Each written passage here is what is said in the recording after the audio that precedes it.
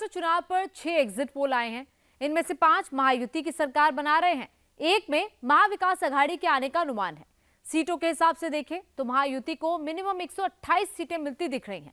महायुति को मैक्सिमम 170 से 175 सीटें मिल रही हैं, जबकि महाविकास अघाड़ी को मिनिमम 85 और मैक्सिमम 146 सीटें मिलती दिख रही हैं।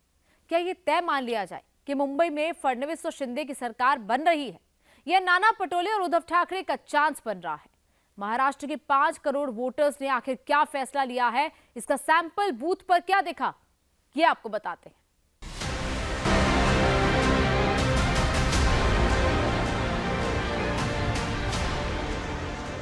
महाराष्ट्र में वोट डल चुका है, चुनावी शोर थम चुका है। अब पार्टियों के दफ्तर में वोट की कैलकुलेशन चल रही है और इस कैलकुलेशन पर पोल ऑफ पोल्स क्या कहता है? एग्जिट पोल महाराष्ट्र में किसकी सरकार बना रहे हैं?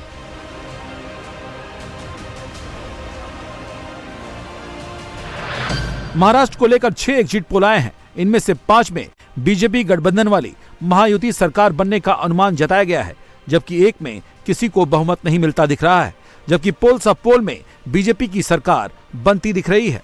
मुझे ऐसा लगता है कि जब जब वोटिंग परसेंटेज बढ़ता है तो बीजेपी को ही उसका फायदा होता है। तो मैं ऐसा मानता हूं कि निश्चित रूप से ये जो बढ़ा हुआ वोटिंग परसेंटेज है, ये बीजेपी और हमारे अलायंस के लिए, महायुति के लिए ये फायदा हमको देगा और इसका फायदा हमको होगा। वो संविधान बदल देने वाले हैं, ये हम फलाना करेगा, ये करेगा, बहुत गलत जो है फेक नैरेटिव, गलत फहमियाँ जो है फैला रहे थे। अब जब मोदी साहब चुनकर आए तो उन्होंने जो पहला जो है काम ये किया कि संविधान को एक ऊंचे स्थान पर रखकर उसके ऊपर अपना सर जो है झुकाया और उसका सम्मान किया और कहा कि दुनिया की कोई शक्ति नहीं है कि जो इस संविधान को बदल सके। एग्जिट पोल आया है, उसमें 3 जो है लोग बोल रहे हैं कि महायुति की सरकार आ रही है और मुझे भी पूरा विश्वास है महायुति की सरकार आएगी।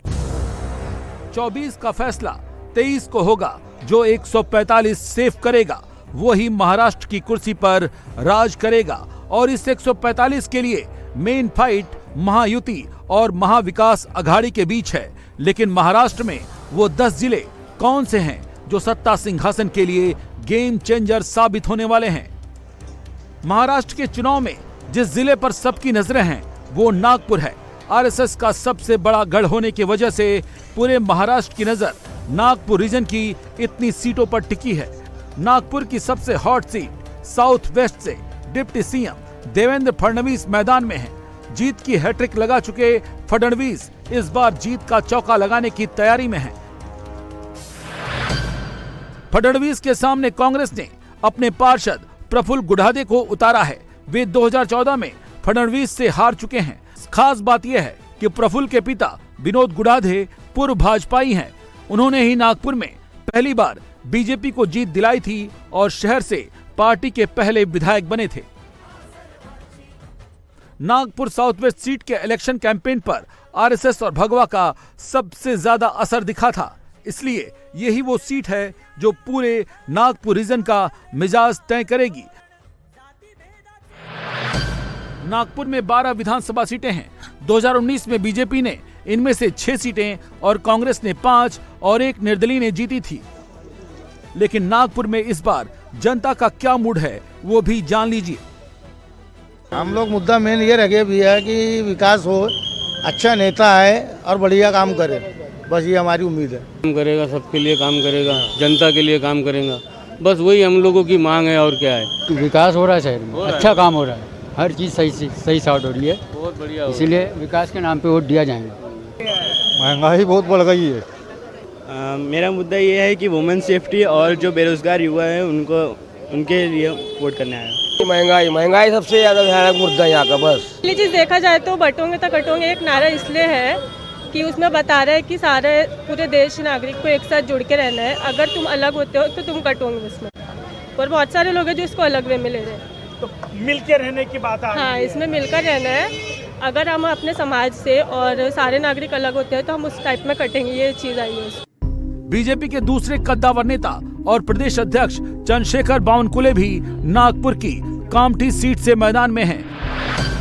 ये 2004 से 3 बार इस सीट से विधायक रहे थे।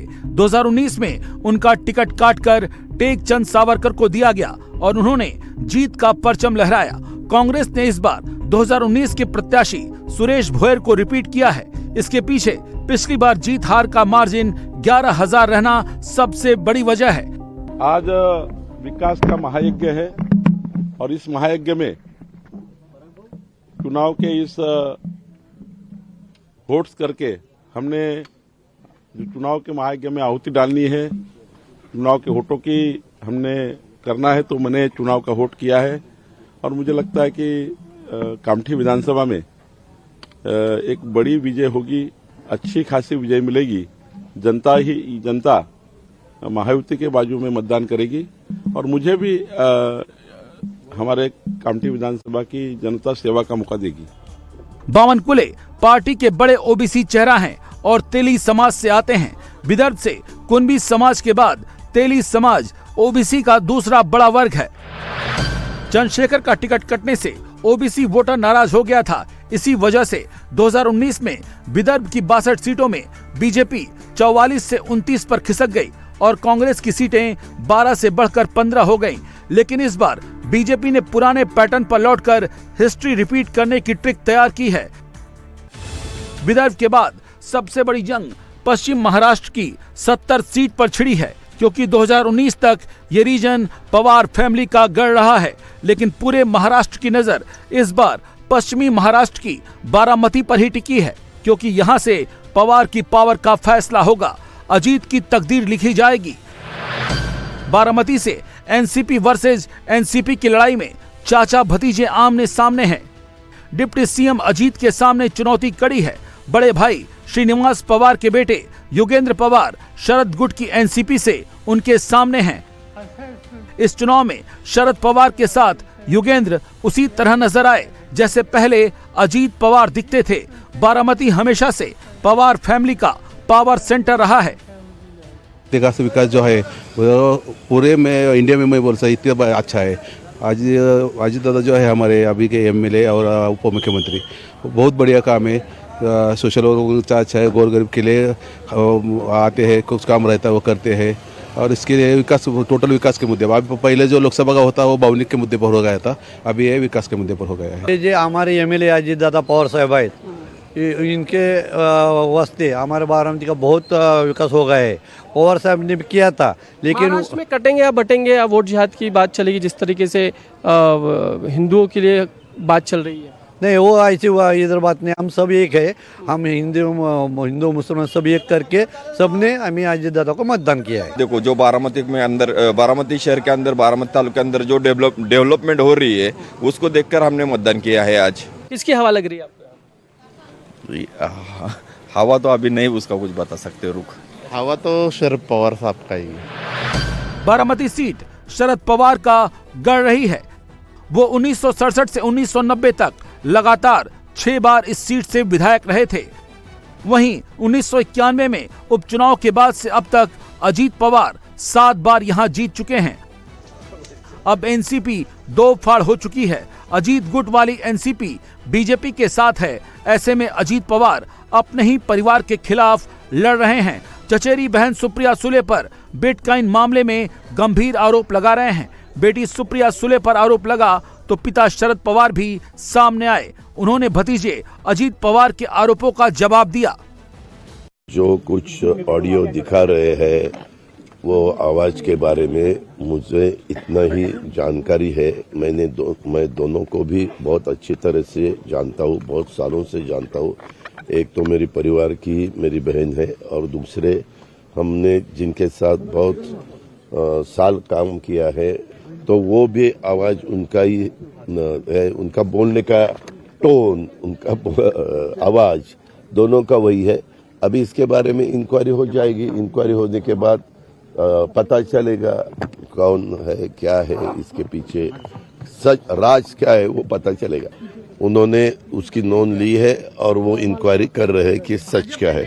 जैसी कौन सी लेवल पर जाती है इसका एक उदाहरण है।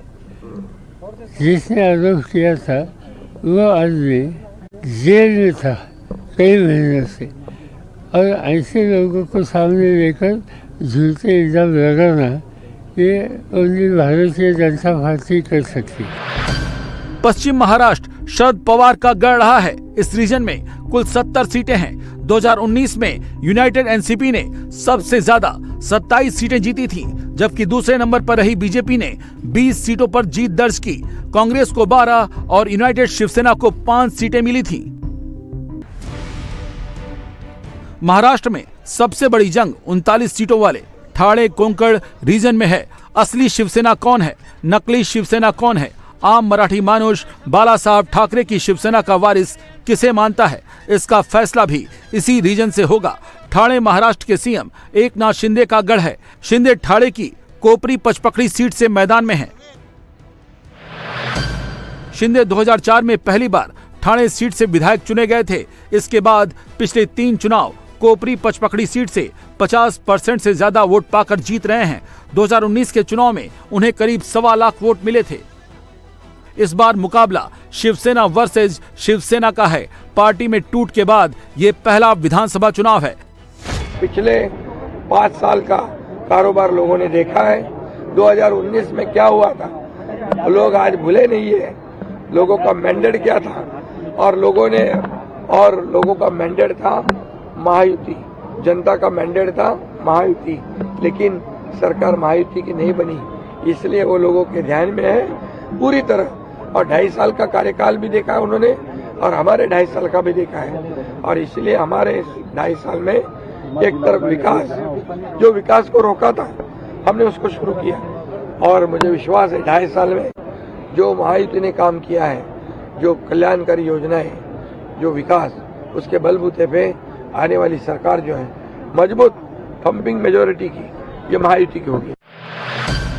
उद्धव गुट ने शिंदे के खिलाफ उनके राजनीतिक गुरु आनंद दीघे के भतीजे केदार दीघे को उतारा है। आनंद को ठाणे का ठाकरे कहा जाता था। ठाणे से लेकर कोंकण तक इस बार सिंबल चोरी, गद्दार, विश्वासघात जैसे वर्ड सियासत का सेंटर पॉइंट बने हैं। बाला साहब की विचारधारा के साथ धोखे का मुद्दा उठाया गया है। 2024 के लोकसभा चुनाव में ठाणे कोंकण रीजन में शिंदे शिवसेना 39 सीटों में से 12 विधानसभा सीटों पर आगे रही। उद्धव सेना 9 सीटों पर ही बढ़त बना पाई,